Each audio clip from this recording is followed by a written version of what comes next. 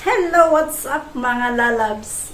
It's me again, Chari TV. For today's vlog, magluluto po tayo ngayon ng isa na namang dish na pinaiba ko na naman.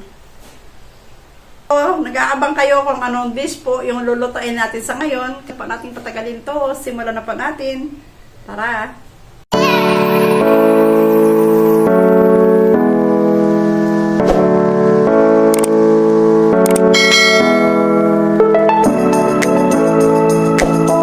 Guys, ito yung mga ingredients na ating gagamitin.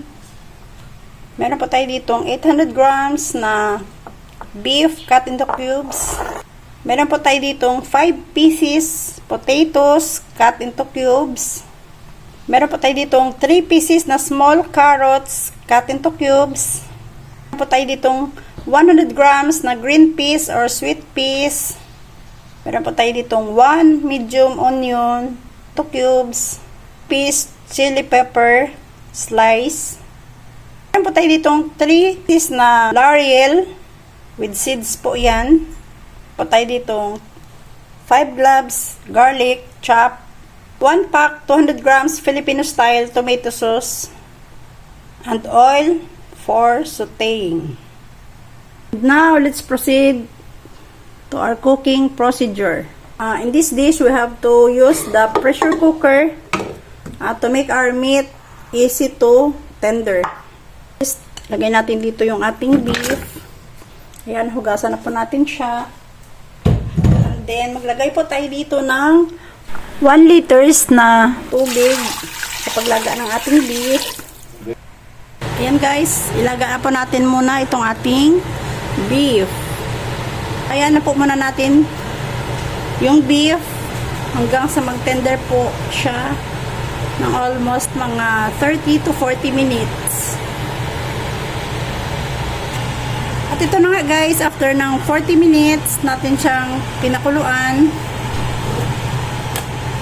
Ayan. Ito, buksan na po natin. Ayan na po yung kanyang itsura guys.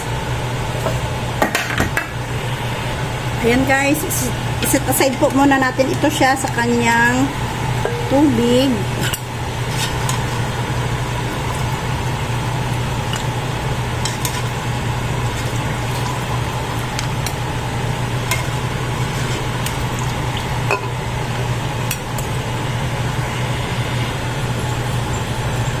Next naman, ayan, nag-prepare na po tayo ng ating pan. Maglagay na po tayo dito ng konting oil.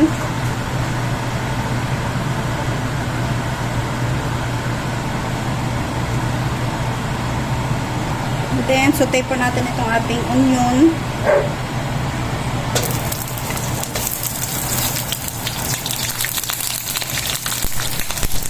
Hanggang sa maging translucent po yung kanyang itsura. Ganyan na ang kanyang itsura. Next naman natin idagdag itong ating garlic.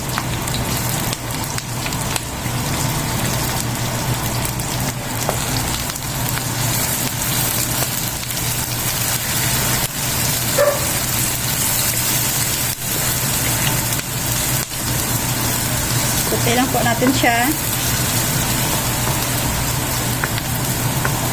Then, i-add po natin dito yung ating nilaga na beef.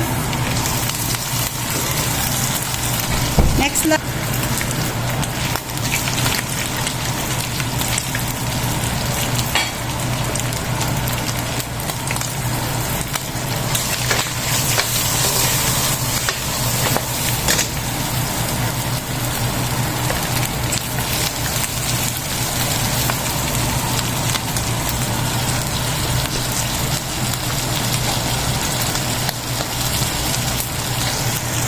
Then, i-add po natin dito yung ating tomato sauce.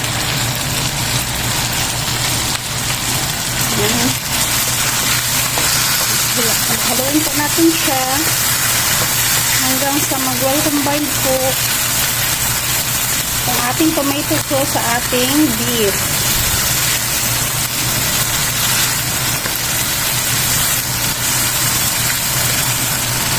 And then, i-add natin dito yung stock sa ating pinaglagaan sa ating beef.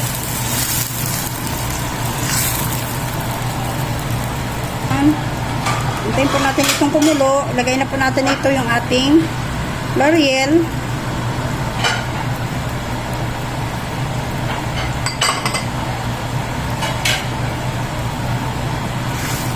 Kukuluin lang po natin ito ng mga 10 to 12 minutes.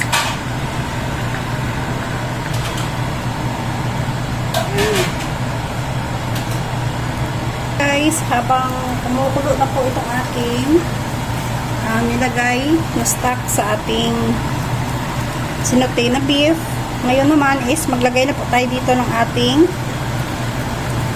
potatoes tsaka nitong ating carrots. Pakukuluan natin ito siya hanggang sa lumambot po itong ating nilagay na carrots tsaka potatoes. Pwede na rin natin ilagay itong ating green peas para sabay-sabay na po sila lahat ma-luto.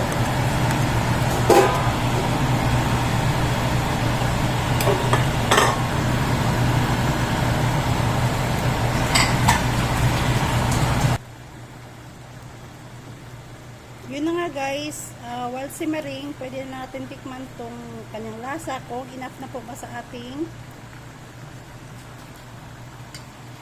preference na timpla. Yan, kapag medyo kulang pa po yung kanyang timpla, mag-add na po tayo dito ng konting asukal. Yan, nag-add na po ako dyan ng tablespoon ng sugar. And then, dagdag po tayo dito ng konting salt pa. Saka konting pepper. And then, imimix natin ulit. Para mag-incorporate po lahat ng kanyang lasa. Yan. Yan, tikman po natin ulit. Yan, okay na po ito sa aking lasa. Ito yung enough na lasa lang po na gusto ko. Ayoko ng too much na salt, too much din na sweetness ng sugar. Kailangan balance lang po siya para okay lang po sa ating health. Antayin na lang po natin lumambot yung ating carrots saka yung ating nilagay na potatoes. Yan guys, next naman is ilalagay na po natin dito yung ating chili pepper. Haluin natin ng konti para hindi po dumikit yung sa may bandang ilalim.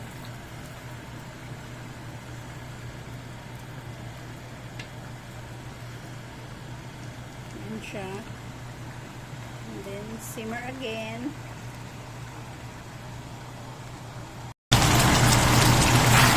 Yan guys, tignan na po natin kung malambot na po ba itong ating mga gulay. Okay. It's done. Tignan natin yung carrots. Ayan, malambot na rin po siya. Ayan na guys. Ayan. Tamang-tama lang po siya kasi nag-reduce na po yung kanyang sauce. And yan. And guys, mag-add po tayo dito ng konting cream para lalo po siyang sumarap at madagdagan po yung linamnam ng ating lulutuing bakareta. Siya. Mix lang po natin siya. And then, ayan, pag naghalo na po lahat, pwede na natin itong i-turn off sa ating heat. And it's done.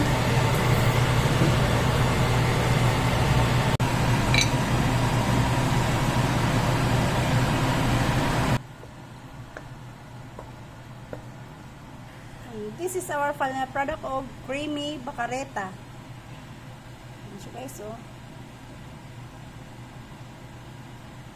Thank you for watching.